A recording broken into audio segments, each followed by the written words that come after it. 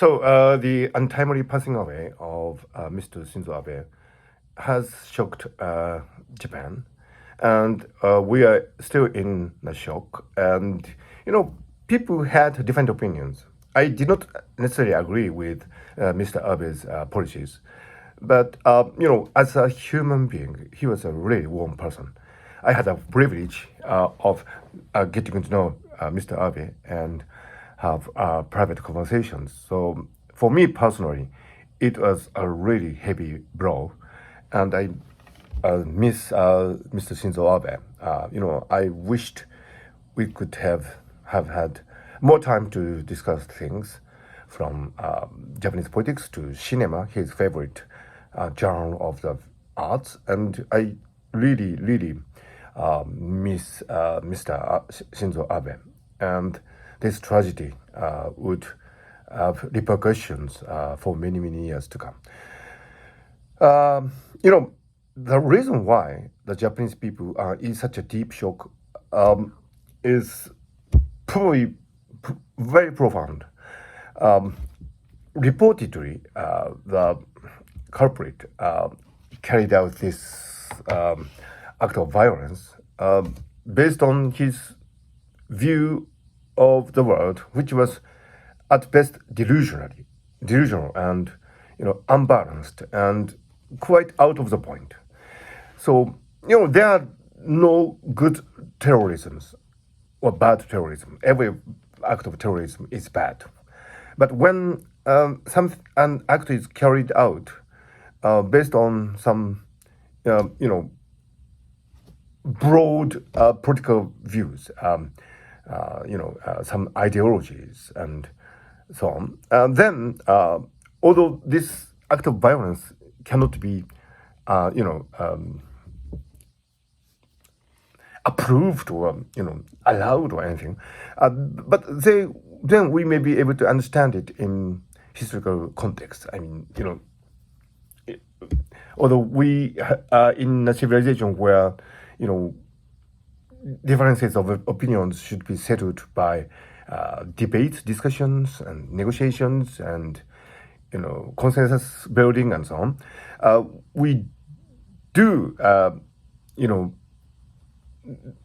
have this capacity to, trying to come to terms with what the other people might be thinking, and we might, try to come to an agreement through mutual compromises and negotiations and so on to build a better society. Act of violence is not allowed in any circumstances, but we do have this capacity to come to mutual understanding when the differences in opinions are something genuine, robust, and well-rounded. But in this particular case, what this individual had in his mind, it's so out of proportion, so delusional, so so ridiculous. So there is no possibility of coming to terms with this particular line of thought. So the very fact that Mr. Abe was, involved in this tragic accident, because of this trivial, should I say, delusion, is such a shock. And some people have mentioned that it reflects the state that Japan is in. Japan is a nation of anime and manga and so on, these subcultures. And although these wonderful works of art have shaped themselves into the main culture, some people do identify Japan as a nation of subcultures. And there are good sides and bad sides. But when political issues become subcultures, and that's a really bad sign for any society, I think. And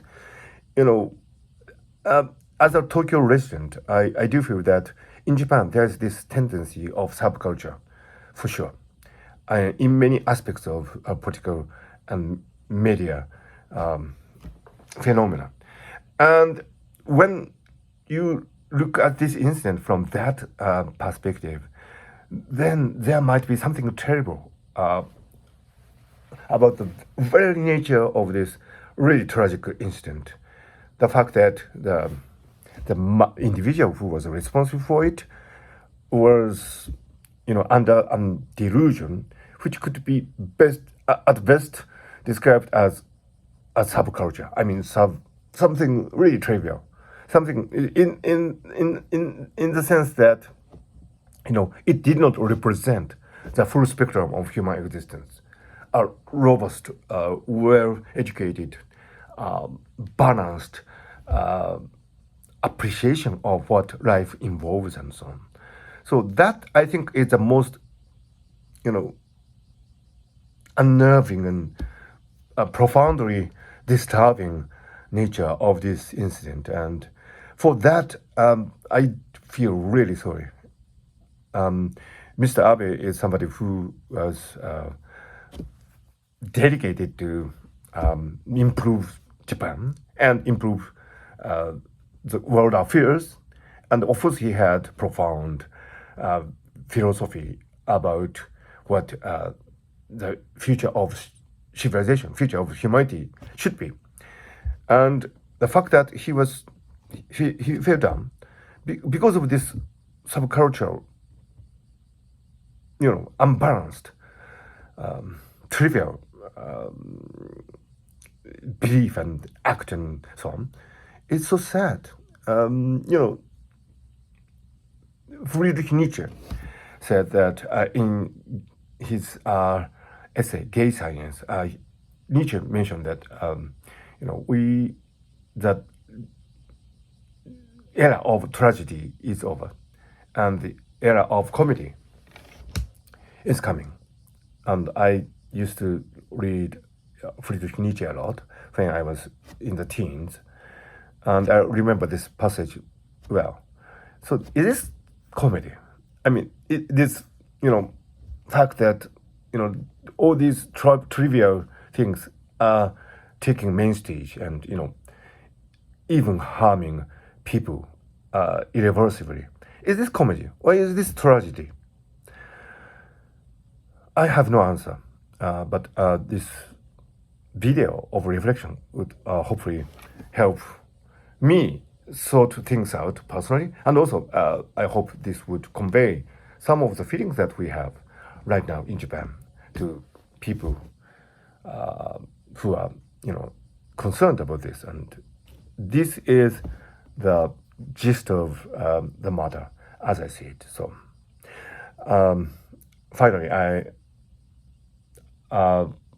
my thoughts are with Mr. Shinzo Abe and his family, and I hope we would be able to find some meaningful aspects even out of this meaningless and absurd disaster, tragedy. And so that's my talk today.